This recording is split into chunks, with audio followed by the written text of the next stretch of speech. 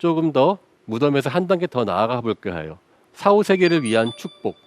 여러분들, 무덤이라는 것은 결국 돌아가신 분이 저승에서도 잘 살기 위한 그러한 바람을 넣습니다. 당연한 이야기인데요. 야구 선수가 죽으면 야구 글러브를 넣을까요? 축구공을 넣을까요? 당연하게도 야구 관련된 넣을 것입니다. 무덤에 있는 물건들은요, 그 무덤 주인공의 그 살아 있을 때의 그러한 그 모습들을 반영합니다. 또한 이 사람이 죽어서도 행복을 느끼고 영원히 살 수 있게 하는 그러한 바람을 하는 것입니다. 무덤에서 발견되는 유물들은요, 단순한 보물이 아니라 저승으로 가는 데 도와주는 것입니다. 자, 그러면 저승은 어떻게 할까요? 자, 이 그림 볼까요? 장관이죠. 사막을 헤엄쳐가는 배들입니다. 4,000년 전 실크로드의 타클라마칸 사막에서 살았었던 사람들의 무덤인 샤오허 무덤입니다. 카누 같은 배에 넣어서 장례를 지냈어요. 그리고 이 사람들의 묘비판에는요, 묘비 대신에 헤엄쳐가는 돛을 넣었습니다. 그리고 이 샤오허 무덤의 주인공들은요, 유럽 계통 사람들이 강합니다. 즉 유라시아 초원을 따라서 목축을 하던 사람이 내려온 것이죠. 사막의 한복판에서 배로 헤엄친다. 아마 이것은 이 사람들이 그 전부터 원래 살고 있었던 고향에서부터 갖고 있었던 이 저승을 간다고 하는 그러한 그 믿음이죠. 그러고 보니까 우리나라도 얼마 전에 유행했었던 그 신과 함께라는 영화에 보면은 저승을 갈 때 뭐 삼도천이라고 하는 강을 막 건너는 것으로 되어 있거든요. 그리스 신화에도 저승인 하데스에 그 가기 위해서 4개의 강을 건넌다고 하고요. 또 그 안에 노잣돈으로 동전을 넣기도 하는데요. 실제로 입안에 동전이 있는 무덤도 꽤 많이 발견되고 있어요. 어쩌면은 이렇게 동서양 실크로드에서 똑같은 생각을 하는지 참 신기한 것 같습니다. 또 다른 그러한 그 하늘로 가기 위한, 저승으로 가기 위한 방법으로는요, 나무에다가 사람을 넣는 방법 경우도 있어요. 이거는 창원 다오리에서 발견된 통나무관이거든요. 자, 생각해 보면은요, 우리가 관 만든다고 치면은 뭐 이렇게 나무 판재를 만들어서 넣는 게 제일 편할 거예요. 그런데 이렇게 하나의 거대한 나무를 잡아서 베어서 그 속을 파서 만든다는 것은 상당히 힘들 거예요. 왜 이렇게 힘들게 통나무관을 만들었을까? 물론 저희는 정확하게 그 답을 모릅니다. 하지만 그 비슷한 힌트가 만주의 그 수목장에 있습니다. 우리 보통 수목장 그러면 이렇게 떠오르는 그 나무가 아니라 나무에다가요, 마치 나무 속에 사람이 들어가 있는 듯이 이렇게 표현하는 것입니다. 이거는 만주의 나무신인 바이나차를 표현한 것인데요. 많은 사람들은 이렇게 나무가 하늘에 닿듯 영혼의 나무를 만들어서 죽은 사람을 그 통나무관에 넣어서 마치 우리가 우주 공간으로 날아가는 로켓처럼 나무에다가 넣어서 이 사람을 그 하늘로 보낸 것이다. 이렇게 이야기도 합니다. 자, 그렇다면은 이 초원 지역에서 살고 있는 유목민들은 어떻게 믿었을까요? 뭐 말을 타고 살았지 않습니까? 그래서 이 사람들은 사람이 죽으면은요, 그 사람이 타는 말을 같이 땅에 묻었어요. 그래서 그 유목민 바로 옆에는 반드시 그 사람이 타던 말이 있는데, 그 말은 그냥 말을 묻는 것이 아니라 머리에 뿔을 달아서 이렇게 화려한 치장을 하고, 즉 그냥 말이 아니라 이 사람을 하늘로 그 같이 인도해주는 천마인 셈이죠. 그렇게 하늘로 올라가는 그러한 믿음을 믿었습니다. 그리고 우리나라로 말하면 삼국시대 후기에 해당되는 튀르크 사람들은요, 이렇게 네모난 재단 안에다가 말 있죠. 말을 이렇게 걸어놨어요. 말이 무거워서 이거 어떻게 걸리죠? 네, 이거는 말을 통째로 이렇게 한 것이 아니라 말의 가죽만 벗겨가지고요, 나무에 꿰어서 얹어 놓아서 이 제사의 유적에 있었던 그 사람을 저 하늘로 인도하는 그러한 역할을 한다고 했었습니다.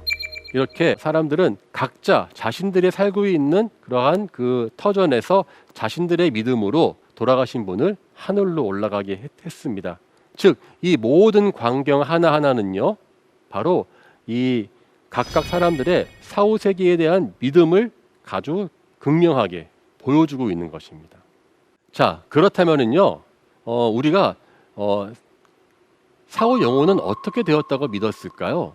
사실 이 고고학이라는 것이요, 유물을 발굴하면은요 언제나 모든 게 남아있지 않습니다. 게다가 글자도 없기 때문에 사실 이 사후관을 알 수 있는 그러한 자료는 많지 않습니다. 그런데 우리나라와 멀지 않은 요서 지역에 위치한 홍산 문화에서 옛날 사람들의 사후 세계에 대한 그 의식을 알려주는 중요한 자료가 발견되었어요. 홍산 문화의 대표적인 유적인 니우허량 유적에서는요, 약 5,500년 전에 거대한 제사와 무덤이 발견되었습니다. 여기에 만든 무덤은요, 그냥 무덤이 아니라 이 사제, 즉 제사를 중앙하던 사람이었는데, 이때 그 홍산 문화를 대표하는 그러한 그 유물은 바로 옥입니다. 옥. 그런데 이게 용인데요, 약간 입이 뭉툭하죠. 그래서 돼지와 같은 뭉툭한 코라고 해서 돼지룡이다 라고 불렀던 적이 있었는데, 이렇게 굽은 C자형으로 굽은 그런 옥은 멀리는 바이칼, 한국에서는 물론 청동기 시대의 고인돌과 신라 왕관에서도 발견되는 이렇게 굽은 옥이 있습니다. 물론 재질이나 형태, 만드는 방법은 다 다르기 때문에 직접적인 관련성은 없겠죠. 하지만 기본적으로 용 내지는 그러한 그 C자형의 유물을 만들었다는데, 러시아 학자 세르게이 알킨 박사는 이 홍산 문화에 대한 아주 재미있는 해석을 했습니다. 왜 홍산 문화에는 이렇게 C자형 옥이 많냐? 이것은 바로 곤충의 번데기다라고 이야기했습니다. 갑자기 번데기 그러면 너무 이게 뭔 말이 했는데요. 생각해 보세요. 인간이 그 어머님 뱃속에 있었던 태아, 그리고 이 곤충 번데기 다 비슷한 C자형입니다.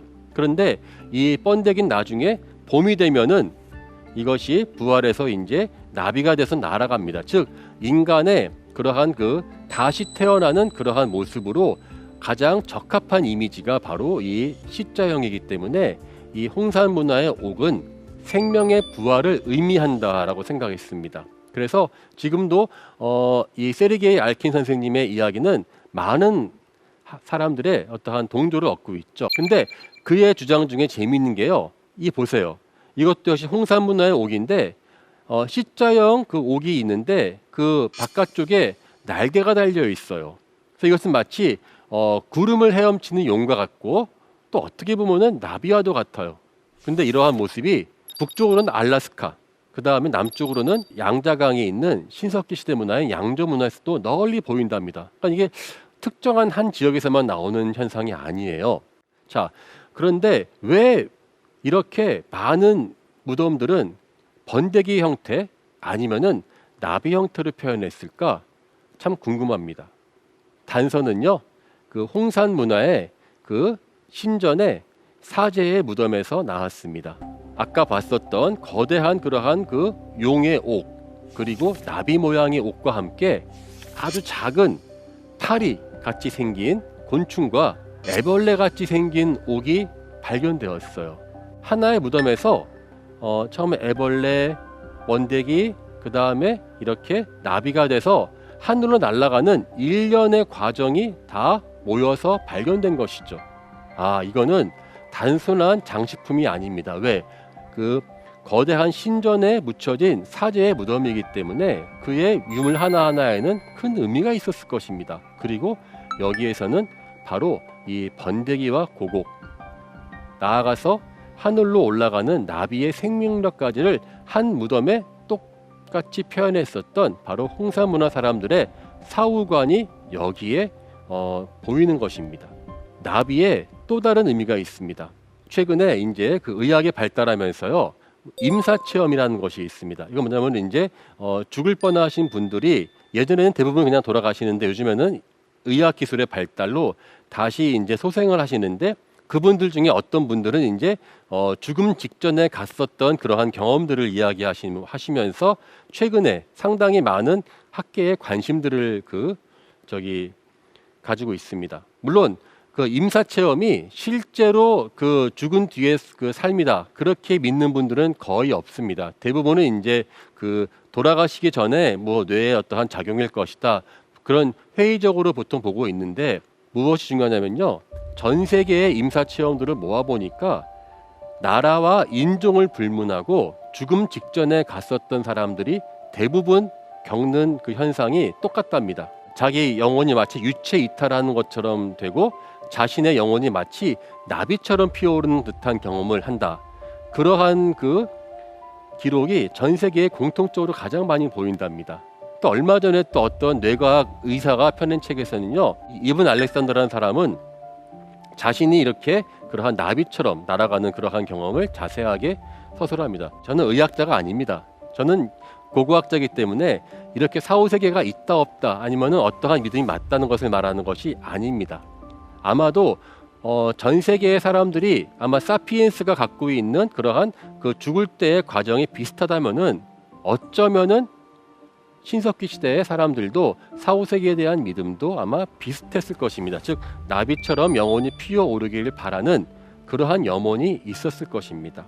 특히나 홍산문화 사람들은요, 옥을 좋아했기 때문에 아마 다른 사람들은 아마 이렇게 뭘 만들어도 썩고 안 남아있을 텐데 옥은 변하지가 않지 않습니까? 아마 옥으로 만들었기 때문에 자신들의 사후관에 대한 그러한 그 믿음을 유물로 남기지 않았을까 합니다. 물론 이것이 하나의 예입니다. 홍산문화의 번데기와 나비는 앞으로 더 많은 자료가 나와야지만 그들의 정확한 의미를 밝힐 수 있겠지요. 하지만 한 가지 우리가 분명한 사실은 알아야 됩니다. 무덤에 넣어주는 그 물건들 하나하나는요, 바로 저승으로 떠난 분들의 부활을 염원했을 것이라는 것입니다.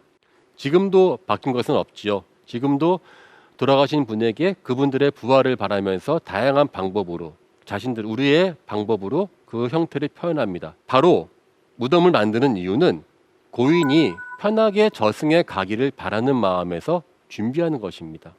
나비처럼 만드는 옥, 나무처럼 만드는 수목장, 그 어떠한 것도요, 공통된 흐름이 있습니다. 바로 진정한 의미는 무덤에 묻힌 그 먼저 가신 분에 대한 사랑입니다. 그런 점에서 재미있는 것이 우리나라 마한에서 만드는 옹관묘입니다. 옹관묘는 이렇게 항아리를 맞닿게 해서 무덤을 만드는 것인데요. 전 세계적으로 주로 어린아이들의 무덤을 이렇게 만들었습니다. 아마 대부분 어머님의 뱃속을 연상시켜서 다시 태어나기를 바라는 마음이 구현된 것입니다. 지금도 최근까지도요, 아이들이 그 죽으면은 항아리에 넣었었던 풍습들이 우리 주변에도 남아 있었습니다. 우리에게 언제나 죽음은 두렵습니다. 어느 하루 우리는 죽음이란 것을 생각하지 않은 날이 없을 겁니다. 그리고 먼저 간 사람을 보면 언제나 두려웠을 것입니다. 그리고 우리는 먼저 간 사람에 대한 사랑으로 그 두려움을 극복했습니다. 사람들은 무덤에서 죽은 자를 기억하며 가족이 모였고요. 그렇게 서로에 대한 사랑으로 삶을 헤쳐나갈 용기를 얻었습니다. 우리는 한시도 죽음을 잊을 수 없습니다. 죽음에 대한 공포를 무덤과 제사의식으로 극복했죠. 그런 점에서 고대의 무덤은요, 죽음을 극복하는 위대한 발명품이며 고대 사람들의 생사관이 모여진 집약체이고 타임캡슐인 셈입니다. 이번 강연에서는요, 무덤이 전하는 고고학적 메시지를 다양하게 생각해 보았습니다. 어떻습니까? 정말 무덤은 음침한 듯 보물이 있는 듯 우리는 정말 다양하게 무덤을 만들어 왔고요. 고고학자는 그 무덤을 연구하고 있습니다. 하지만 그 무덤의 본질은 다름 아닌 죽음에 대한 공포를 극복하는 우리 서로에 대한 사랑이었습니다. 죽은 사람의 모습을 통해서 우리는 삶을 더 가치 있게 살아갈 수 있지 않을까? 지금 우리의 모습을 한번 비추어 보는 것은 어떨까요? 무덤은 죽음의 공포를 이겨낸 인간의 위대한 발명품이자 과거와 현대를 이어주는 인연의 끈이다. 무덤은 먼저 세상을 떠난 사람을 위하여 살아있는 사람이 만들어주는 사랑의 표현입니다.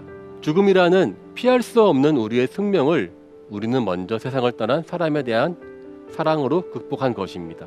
그렇게 우리의 인생은 무덤으로 수렴이 되어 잊혀집니다. 그리고 다시 고고학자는 그 무덤을 발굴을 해서 다시 우리와 만납니다. 그렇게 본다면 무덤을 통해서 과거와 현재를 이어주는 인연의 끈이 이어지는 셈입니다.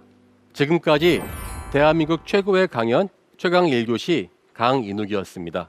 감사합니다.